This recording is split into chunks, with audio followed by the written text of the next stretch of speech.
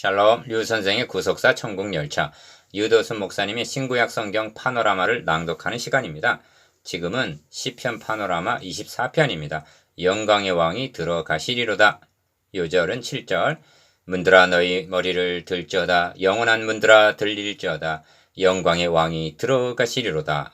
24편은 오베데돔의 집에 오랫동안 방치되어 있던 법궤를 다윗이 시온산으로 옮겨올 때에 사무엘하 6장 12절에서 17절 지은 시로 알려져 있습니다. 여호와께서는 법궤 위 두 그룹 사이 속죄소에서 너와 만나고 너에게 명할 일을 이르리라 하셨습니다. 출애굽기 25장 22절. 그렇다면 법궤가 예루살렘으로 옮겨온다는 것은 다름 아닌 여호와께서 입성하신 것 같았던 것입니다. 그래서 문들아 너희 머리를 들라 영광의 왕이 들어가시리로다 하는 것입니다. 7절. 그런데 본문은 두 가지 질문으로 되어 있습니다. 영광의 왕이 누시뇨? 하는 것과 8절, 그 앞에 설 자가 누군고? 하는 문제입니다. 3절. 인류의 시조는 범죄함으로 의로우신 하나님 앞에서 추방을 당했습니다. 그러므로 구원계획에 있어서 가장 큰 난제는 이들이 어떻게 하나님 앞에 설 수 있게 하는가 하는 문제입니다. 본문은 이에 대한 해답을 제시해주고 있는데 저는 여호와께 복을 받고 구원의 하나님께 의를 얻으리니 한 5절 하나님의 의를 얻는 것이 해답이라는 것입니다. 첫째 단원 1절에서 6절 영광의 왕 앞에 설 자가 누군고? 둘째 단원 7절에서 10절 영광의 왕이 누시뇨? 첫째 단원 1절에서 6절 영광의 왕 앞에 설 자가 누군고? 1. 다윗은 어떤 의도에서 우선적으로 땅과 거기 충만한 것과 세계와 그 중에 거하는 자가 다 여호와의 것이로다. 1절. 즉 천지만민이 여호와의 것이라고 선언을 하는가? 기여. 지금 시온상에 입성하시는 영광의 왕이 누구신가를 드러내기 위해서입니다. 창조주 하나님으로서 땅과 거기 충만한 것과 세계와 그 중에 거하는 것이 다 여호와의 것이 즉 만물의 주인이 입성하신다는 것입니다. 니은 사도 바울은 이는 땅과 거기 충만한 것이 주의 것이니라 한 본문을 인용하면서 시장에서 파는 것들도 다 주의 것이니 우상 제물이냐 아니냐 묻지 말고 먹으라고 했습니다. 고린도전서 10장 25절 26절. 그래서 여호와께서 그 터를 바다 위에 세우시며 강들 위에 건설하셨도다 하는 것입니다. 2절.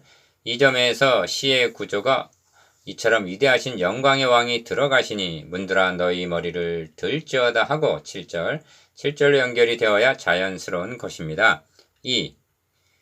그런데 다윗은 그 중간에서 어찌하여 여호와의 산에 오를 자 누구며 그 거룩한 곳에 설 자가 누군고 하고 묻고 있는가? 3절. 기어 다윗의 의중에는 하나님의 궤를 새 수레에 싣고 아비나답의 집을 나올 때 소들이 띠므로 우사가 궤를 붙들었다가 직사한 일을 상기했을 것입니다. 사무엘하 6장 7절. 다윗은 아론의 두 아들 나답과 아비후가 여호와께서 명하시지 않은 다른 불로 분향하다가 죽임을 당한 일도 생각했을 것입니다. 레위기 10장 2절. 니은 이런 맥락에서 구원 계획에 있어서 풀어야 할 숙제는 내가 벗었으므로 두려워하여 숨었나이다 한 창세기 3장 10절. 원죄하에 있는 자들이 어떻게 하나님 앞에 설 수가 있는가 하는 문제입니다. 이를 달리 표현한 것이 사람이 의롭게 되는 것이 갈라디아서 2장 16절 어떻게 가능한가 하는 물음입니다. 이 문제만 해결이 되면 의로우신 하나님 앞으로 나아가 하나님과 화목할 수가 있고 하나님과 함께 거하는 것도 가능해지기 때문입니다. 이에 대해 베드로 사도는 그리스도께서도 한 번 죄를 위하여 죽으사 의인으로서 불의한 자를 대신하셨으니 이는 우리를 하나님 앞으로 인도하려 하심이라 하고 베드로전서 3장 18절 그리스도께서 대속제물이 되어주신 목적이 우리를 하나님 앞으로 인도하려 하심이라고 말씀하는 것입니다. 디귿 이런 맥락에서 곧 손이 깨끗하며 마음이 청결하며 뜻을 허탄한 데 두지 아니하며 거짓 맹세치 아니하는 자로다 한 말씀을 4절 행위구원을 말하는 양 여기서는 아니됩니다. 손이 깨끗하며가 옳은 행실을 나타낸다 하면 마음이 청결하다는 것은 심령 상태를 가리키는 말인데 이는 율법의 행위로는 불가능한 것입니다. 3. 이 점이 이어지는 저는 여호와께 복을 받고 구원의 하나님께 의를 얻으리니 한 말씀에 분명히 나타납니다. 기어 구원의 하나님께 의를 얻으리니 한 의는 자기 의가 아니라 하나님께서 자기 아들의 대속을 통해서 이루어 주신 하나님의 의입니다. 로마서 1장 17절 3장 21절. 그래서 구원과 하나님의 의가 결부되어 있는 것입니다. 이 점을 사도 바울은 내가 가진 의의는 율법에서 난 것이 아니요 오직 그리스도를 믿음으로 말미암은 것이니 곧 믿음으로 하나님께로서 난 의라 합니다. 빌립보서 3장 9절. 니은 그래서 이는 여호와를 찾는 족속이요 야곱의 하나님의 얼굴을 구하는 자로다 셀라 하는 것입니다. 6절. 하나님의 얼굴을 구하는 자라는 구속사적 의미가 무엇인가? 여호와께서 그 얼굴을 너희에게 비추사 은혜 베푸시기를 원하며 한 민수기 6장 25절. 비침을 구하는 것을 의미합니다. 그리고 이 비치심이 어두운 데서 빛이 비치리라 하신 그 하나님께서 예수 그리스도의 얼굴에 있는 하나님의 영광을 아는 빛을 우리 마음에 비치셨느니라 하고 고린도후서 4장 6절 복음의 빛을 비춰주심으로 성취가 된 것입니다. 디귿 여호와의 산에 오를 자 그 거룩한 곳에 설 자란 하나님께 의를 얻는 자뿐입니다. 이처럼 하나님께 의롭다 하심을 얻은 자는 곧 손이 깨끗하며 마음이 청결하며 뜻을 허탄한 데 두지 아니하며 거짓 맹세치 아니하는 삶을 4절 살기를 열망하는 자인 것입니다. 계시록 14장 1절에서는 어린 양이 시온산에 섰고 그와 함께 14만 4천이 섰는데 합니다. 이들은 사랑 가운데서 구속함을 받아 처음 익은 열매로 하나님과 어린 양에게 속한 자들이라 합니다. 계시록 14장 4절 여호와의 산에 오를 자 누구며 거룩한 곳에 설 자가 누군고 3절 그들은 땅에서 구속함을 받아 하나님의 의를 얻은 자들입니다. 5절 그리스도께서 재림하셔 영원한 메시아 왕국에 입성하시는 날 그 앞에 서게 될 자들입니다. 둘째 단은 7절에서 10절 영광의 왕이 누이시뇨 4. 그런 후에 문들아 너희 머리를 들지어다 7자 상반절 기억 영원한 문들아 들릴지어다 영광의 왕이 들어가시리로다 합니다. 7절 하반절 여기 주목하게 되는 것은 첫 번은 문들아 했다가 다음 연에서는 영원한 문들이라고 말씀하고 있다는 점입니다. 영원한 문이 있다는 말인가? 영원이란 하나님께서 다윗에게 너희 집과 너희 나라가 너희 앞에서 영원히 보존되고 너희 위가 영원히 견고하리라 하신 사무엘하 7장 16절 영원 즉 메시아 언약과 결부가 되는 표현입니다. 그리고 이 언약이 하나님께서 그 조상 다윗의 위를 저에게 주시리니 영원히 야곱의 집에 왕노릇 하실 것이며 그 나라가 무궁하리라 하고 누가복음 1장 32절 33절 그리스도에게서 성취가 되었던 것입니다. 이런 맥락에서 영광의 왕이란 임마누엘 하신 하나님이신 것입니다. 5. 영광의 왕이 누구시뇨 하고 8절 상반절 묻고 있는데 여러분은 누군지 알고 있습니까? 예루살렘으로 입성하는 덕계는 그리스도에 대한 명백한 모형이었던 것입니다. 기억 물론 본문은 강하고 능한 여호와시오 전쟁에 능한 여호와시로다 하고 8절 하반절 말씀합니다.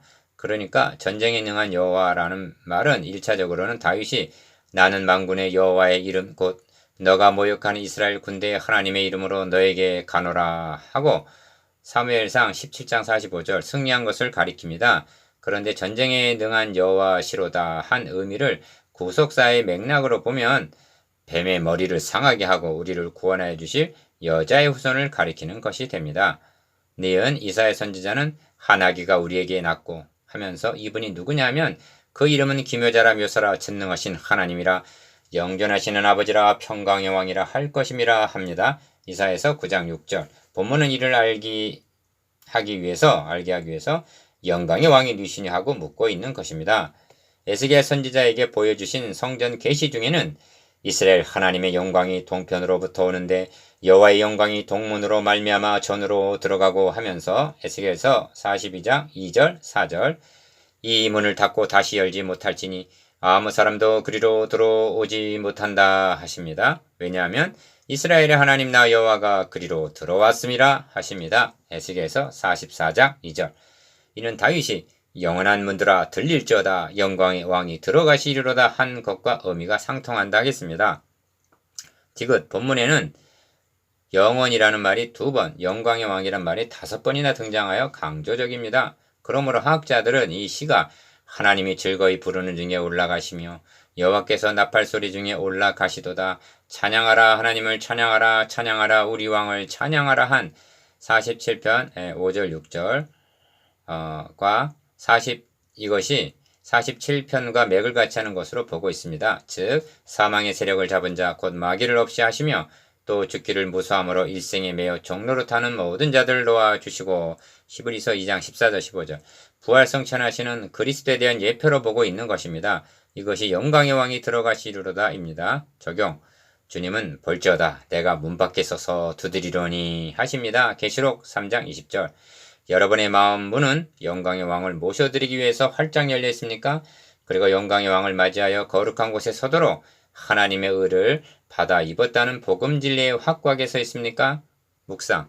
기어 구속사의 맥락에서 영광의 왕이 누군가에 대해서, 니은 거룩한 곳에 설 자가 어떠한 자인가에 대해서, 디귿 이 시편의 궁극적인 성취가 언제 이루어질 것인가에 대해서.